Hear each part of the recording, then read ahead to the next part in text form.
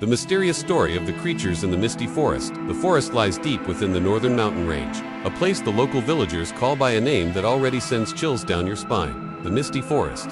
They say that no matter the season, the forest is always drowned in a thick white fog, as if something inside is being deliberately hidden. I learned about this forest from an old man in the village. Sitting by the fire, he told me, "There are creatures in that forest unlike anything you've ever seen. They're smart, almost like they understand human speech."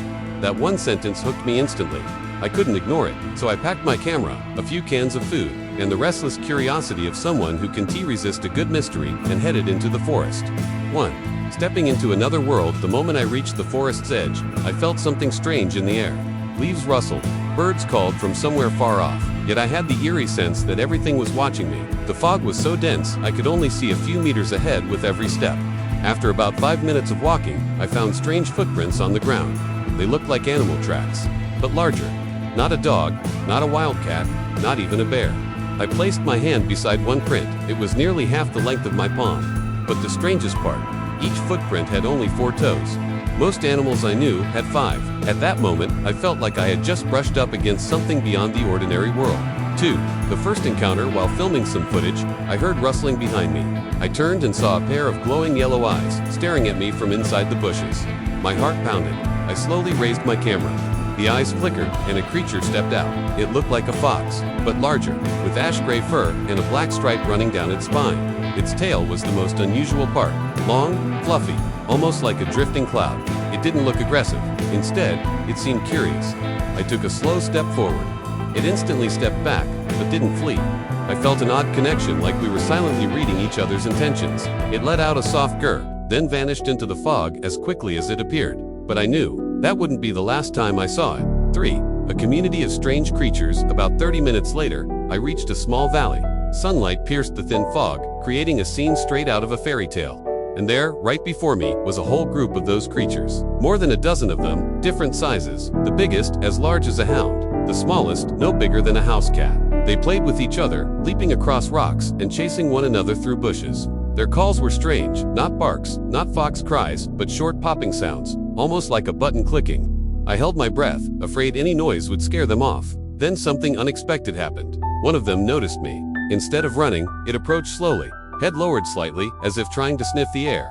I knelt down, staying completely still. In that moment, I felt like I was witnessing a world humans rarely get to see, a world where animals weren't just wild beings, but creatures with emotions, personalities, and surprising intelligence. 4. The secret behind the golden eyes. As I watched them more closely, I noticed something fascinating. Each creature had golden eyes, but it wasn't the color that drew my attention. It was how they communicated with their eyes.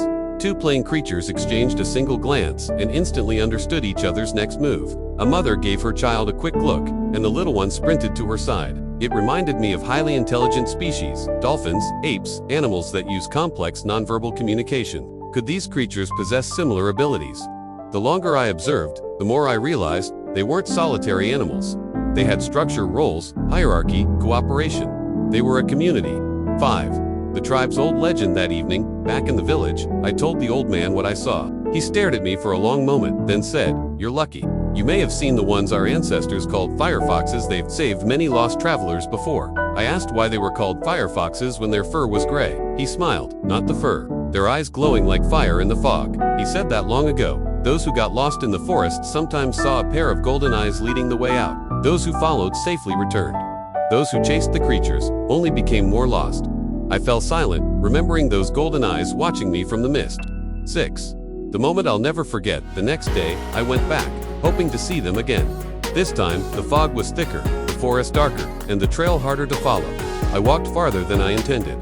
Before long, I realized I was lost. Maps were useless, GPS, dead, just trees, fog, silence. Panic started creeping in.